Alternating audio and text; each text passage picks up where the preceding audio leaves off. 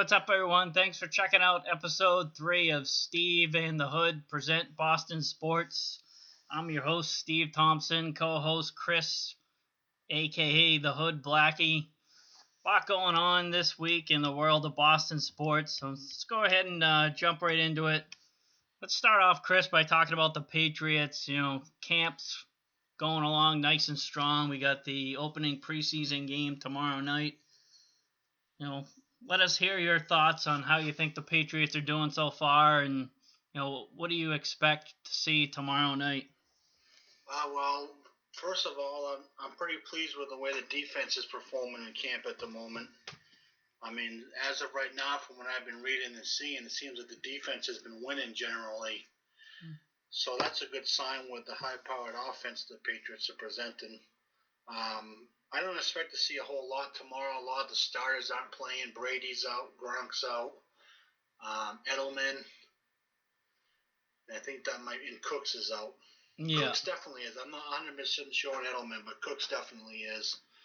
I'm just expecting what I'd like to see is, how Garoppolo and Brissett actually perform.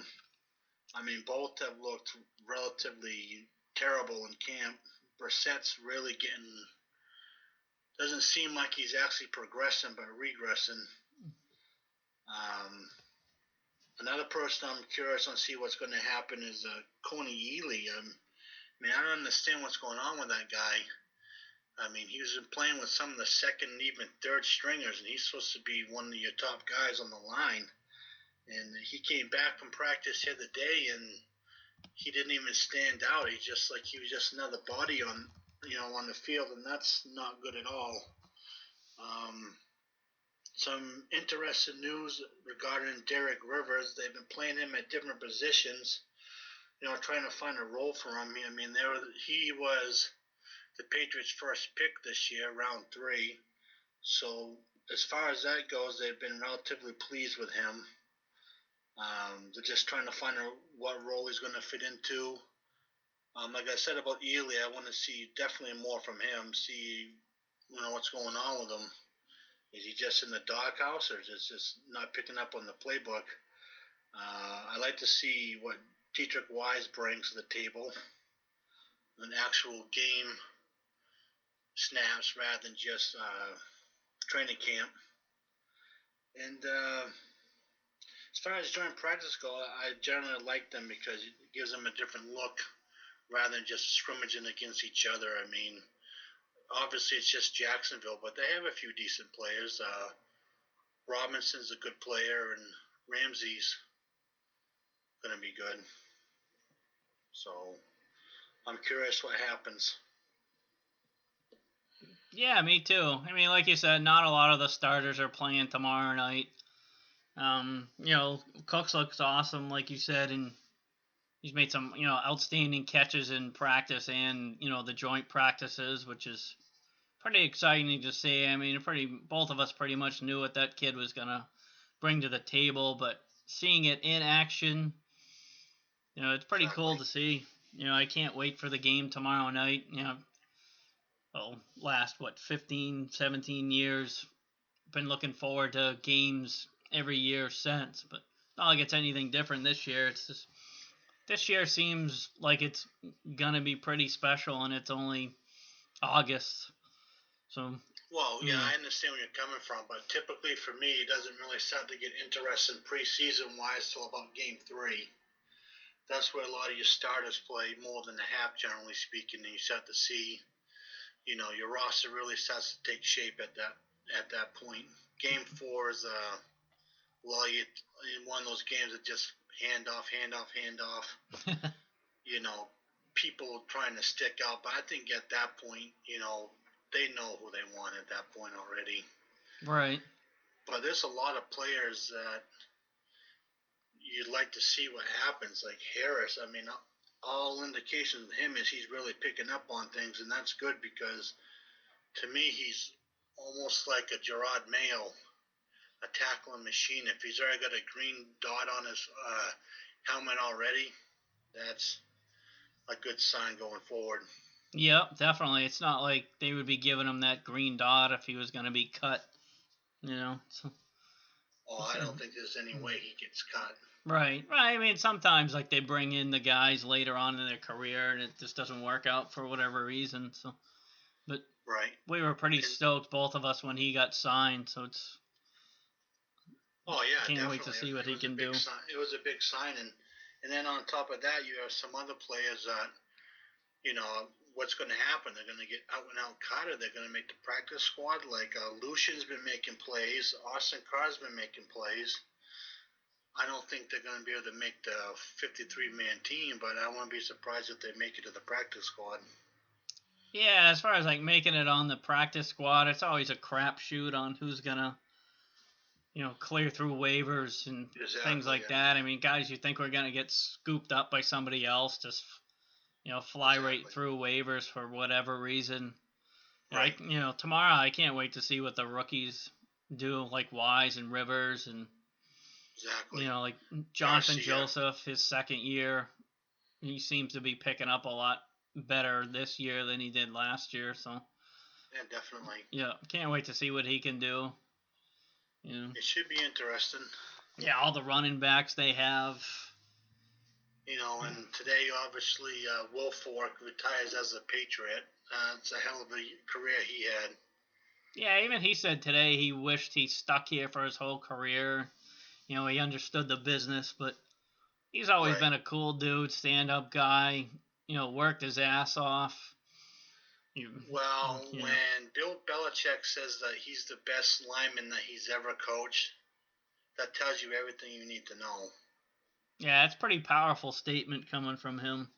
What else you need to know if someone exactly like you say? If he's giving you that type of praise, I mean, you knew he was a leader, but Belichick's talk today really surprised even me, just exactly how much of a leader he was. I mean, from the way Belichick sounded, he was actually the true captain of the team. Yeah, kind of left you in awe for a second. And it was some good moments, talking about how he always made his weigh-ins and everything else. Right. That was pretty decent. Yeah. Now, I'm torn on him as far as Canton goes. I mean, that position's hard to actually get into this Hall of Fame. I mean, there's only a few that I can think of that's actually sticks out, like Sapp, Cortez Kennedy. Yep. So I don't know if he's actually going to make Canton or not. Patriots Hall of Fame, that's a no-brainer. Yeah, eventually he'll make it into the Patriots Hall of Fame. I think that's a slam dunk. That will happen, I believe. But as far as Canton go, yeah, that's a tough one. That is a tough call. I think the next Patriot to actually get in is probably going to be Ty Law. I think will end up getting in next for the Patriots. Because to me, he's a Hall of Famer. I don't know how you feel, but to me, he's no question a Hall of Famer. Oh, no doubt about it. I mean, Rodney Harrison will probably get in, I would think. You would think, but weird things happen sometimes. I mean, look at Owens. I mean, not to get off Boston topic, but he's got all the numbers and he's not in just because he was a malcontent in the locker room. Numbers back him up. Right. Oh, yeah, he should be in. But Rodney, he'll probably get into the Patriots one. I don't think he'll get into the Canton. Right. Yeah, I would say that's accurate. For sure. And you see the Patriots bought 2 of their own 767s? Yeah, I seen that. That was a little bit strange. I didn't know what to make of that. Yeah, well, I mean, just thinking about it, the amount of money that those cost. Oh, yeah. That he can be able to afford 2 of them? Right. I mean, I don't care if I don't even know how old they are, but say they're 10 years old. Big dollars. Yeah, I mean, that's insane. And he's obviously still going to have money after he buys them, or he wouldn't do it. So, just the amount of money that he can piss away, so to speak, for buying 2 airplanes. Right, and you think that actually consider making like a soccer stadium for the Revs, but that doesn't seem to be a pressing need at the moment. Right. So, hard to say. Yeah, it's awesome that he's doing it. First NFL team to do it. Right. So. And then, yesterday had the Cleveland Indians doing the whole troll thing from Major League. Yeah, that was awesome. Yeah, that was a good pun right there. Yeah, good sense of humor. Definitely. Yeah. So let's move on to the Red Sox. They got a 7-game winning streak going on right now. Pretty impressive stuff. I mean, a month ago, I don't know about you, but I really didn't see them winning 7 games in a row at any point this season. Hell no. No, not even close. Yeah.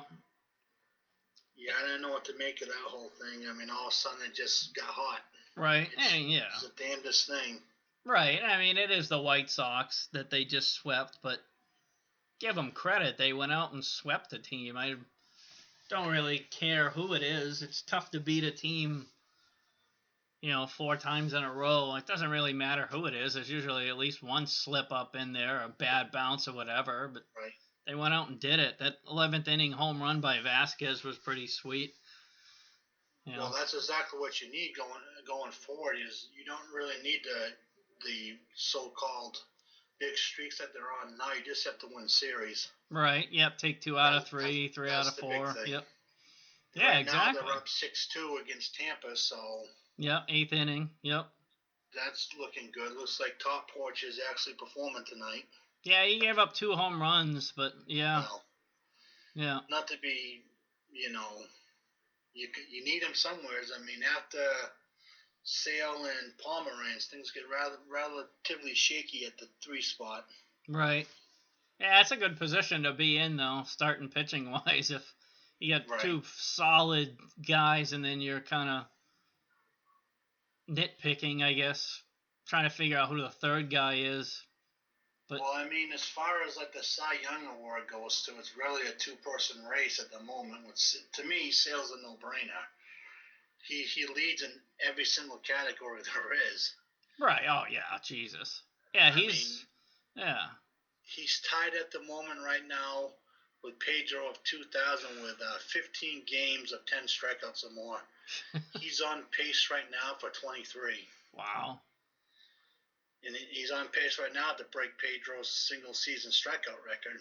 I mean, and you know how dominant Pedro was in 99-2000. Yeah, and he did it against Juiceheads. he was, without a shadow of a doubt, the best pitcher in the game. It wasn't even close. Right. Oh, yeah. He got screwed out of MVP because back then they were like, oh, no, we can't give it to a starting pitcher. And since then, they've done it twice. So. Yeah, exactly. Yeah, it's crap how it worked out. Yeah, back to Sale a little bit. I mean, he should be in the MVP conversation. Makes you think what the team would look like without him, don't it? Oh, they'd be in the cellar. Yeah, definitely. No doubt about it. The type of pitching performance that he's putting on right now is just ungodly. Right. It's just incredible what he's doing at the moment. Yeah, I mean, he's getting up there where it's going to be must-see TV pretty soon. Oh, yeah. It's just about there right now. Yeah, I remember, when Pedro back then, it's like, can't go out today, Pedro's on. Well, you just knew something special was going to happen. Right. Now, when he was on the mound, it was just something to behold. You didn't know what you were going to get out of him. Right, definitely. Yep. I mean, if he had a crummy game, it was almost a shock. Yeah. It's like, whoa, is he all right? Exactly. The very first time I saw Pedro pitch, because I've seen him a few times in Fenway, was the time he showed up late when Jimmy Williams was the coach and they didn't start him. Oh, yeah. He came in out of the bullpen and went lights out. Wow. That was against the Seattle Mariners. Yeah, I remember, I guess, he was late pretty frequently and they had just had enough, but... Right. Everyone's sitting there thinking, oh, Pedro's starting. No, Pedro wasn't. It was just a weird scene. Right. Yeah, so looks like, as you said, looks like they're about to win number 8 in a row. They're up 7-2 now in the 8th. So it's looking pretty good. Right. For them. So they're going to sweep this mini 2-game series against the Rays, which is important. That helps too, because that gives them more breathing room against Tampa too. And at the top of the 7th with the Yankees Blue Jays, that's 6-5 at the moment, New York. So there's still time to go in that one. Still time to blow it. Exactly. So they get like a 98, I think, % chance of making the playoffs. Red Sox? Something like that. That's pretty impressive. I mean, this weekend's huge. If you can do damage against New York, you can get some serious breathing room between the two of you. Yeah, take 2 out of 3. I mean, you got Sale and Pomeranz pitching this weekend, so things are lining up pretty good. A sweep would be perfect. Oh. Yep. That'd be real nice. Tough to do in New York, but yeah. Oh, it sure the hell is. But yeah, so it's pretty much I got all for the Red Sox. You got anything else you want to add about them? I think that about covers it with the Sox. Nunez and Devers are doing pretty good. I mean, Devers is coming back a little bit to planet Earth. A little bit. He struggled a little bit the last couple games, but he's sitting out tonight. But Nunez is still doing pretty good. I mean, both of them are.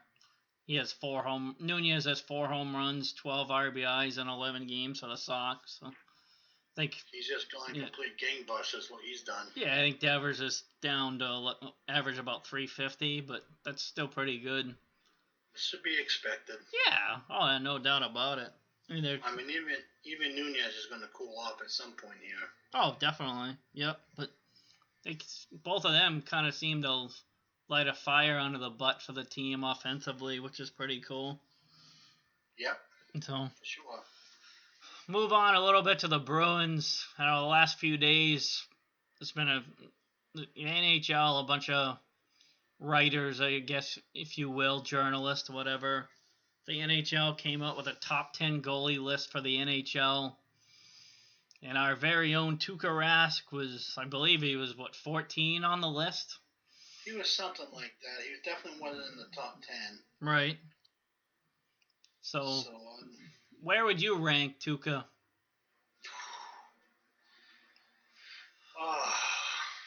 Stats-wise, honestly, I think he's a top 10. Going by the eye test, he isn't. That makes any sense. Right. I mean, if you take Tuukka Rask off of this Bruins team, they're not even close to being the playoff team. Right, yeah. I mean, the first, couple months of last year.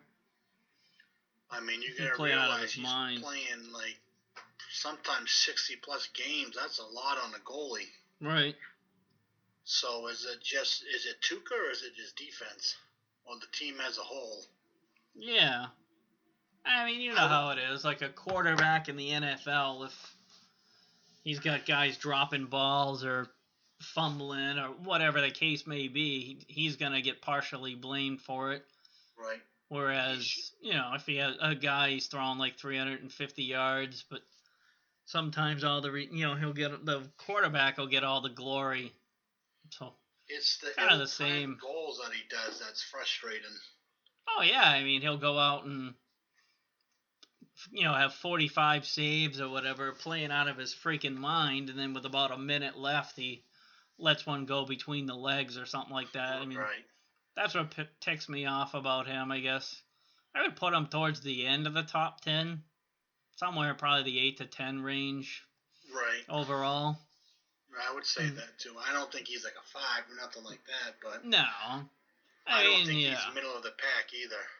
Yeah, I think the term elite goaltender and elite quarterback, I just think that gets thrown around way too much in every professional sport. It's like the catch term of the year or whatever. Like somebody has to be elite. No.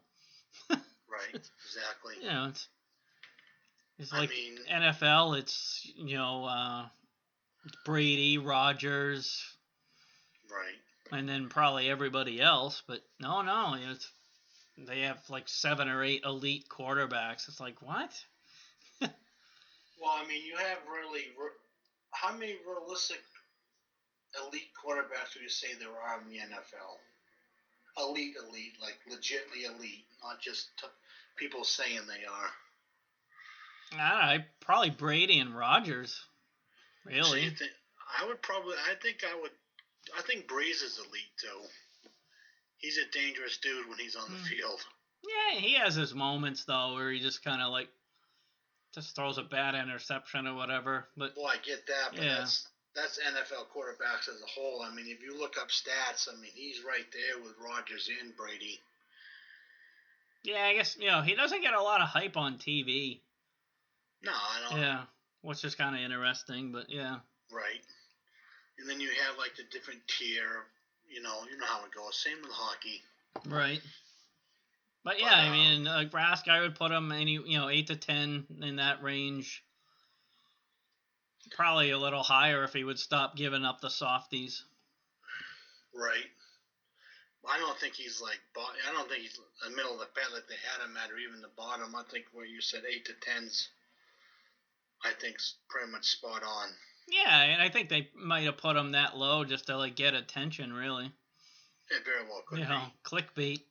He's a wicked lightning rod. People either love him or hate him, and I mean, we can sit here right now and drop the two names in our group that love to quarrel about him. Right. Yeah, I mean that's only two of like millions of Bruins fans. Right, but I mean that's a prime example. You got one person who was like, Rask is this, he's this, he's this, and the other one's like, nothing. He's not gonna cave on anything to do with him. Yeah, yeah, it's pretty common. Like you'll form your opinion, and that's just the way you see it, and it's tough to change it. I mean, a lot of people are like that. I know I'm kind of like that too. It's like nope. Well, and that's just it. I mean, if you got an opinion, you got to stick with it. Yeah, you can't just be going back and forth, and you just kind of look like a jackass if you do that. Exactly. Just a lot of crazy stuff that goes on in the NHL world for sure. Yep. I mean, people will sit there and I've seen some people trying to say that Crosby was on Gretzky's level, and you can't even dignify a comment when something's so asinine like that. No, I mean just like with Crosby, like the dirty crap that he pulls. And then the guy's like trying to reason with the person. Oh, it was a weak goalies and everything else. And the guy said, well, if it was so weak, how come everyone didn't put up the same points as Gretzky did? Right. And then it went to cricket, so I think he kind of lost his case there. Did we lose you? Exactly. I mean, he was just incredible. I guess one of the Bruins, Pastrnak still hasn't been signed. Is that worrying at all to you that they haven't even done like a bridge deal? I mean, camp's a month away. Yeah, yes and no. I guess I'm not too concerned about it yet. If it gets real close to camp, then it's time to start getting worried. I just think it's a numbers game at this point.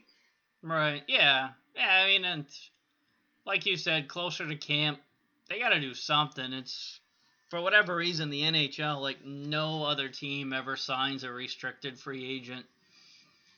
I think it would weird. Cost. Yeah, I think it would cost like 3 first-round picks, maybe. Maybe that's why. But crazy stuff. There. Yeah, to get somebody like up and coming like Pastrnak might be worth it for another team. But I don't know. It just seems like sort of an unwritten rule that you just don't do it. Right. They can't afford to lose Pastrnak. That'd be a disaster. Oh, you imagine that? Yeah. They already got a very anemic offense to begin with. Right. So, no dice on that. They got to get him done. Right. Yeah, I'm excited to see how they do.